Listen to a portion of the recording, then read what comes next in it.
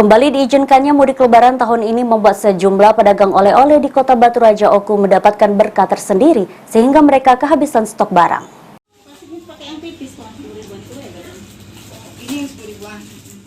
Beginilah kondisi etalase pusat oleh-oleh makanan khas Batu Raja Ayah Ogan di Kecamatan Batu Raja Timur yang tersisa beberapa bungkus makanan saja, bahkan untuk varian makanan seluang crispy yang menjadi andalan ludes terjual di momen arus balik mudik hari raya tahun ini.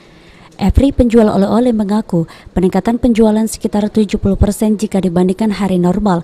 Kondisi ini terjadi sejak 1 minggu sebelum arus balik lebaran, di mana pembeli kebanyakan warga Oku pulang mudik dari perantauan di Pulau Jawa.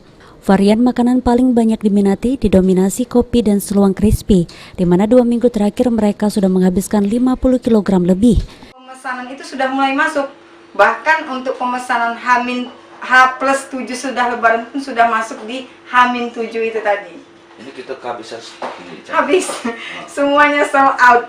Dari daerah mana yang datang? Rata-rata yang paling banyak itu dari luar pulau, dari Jawa. Bahkan ada yang dari daerah Kalimantan, dari daerah Lampung juga banyak. Tapi rata-rata itu pembelinya dari daerah Jawa.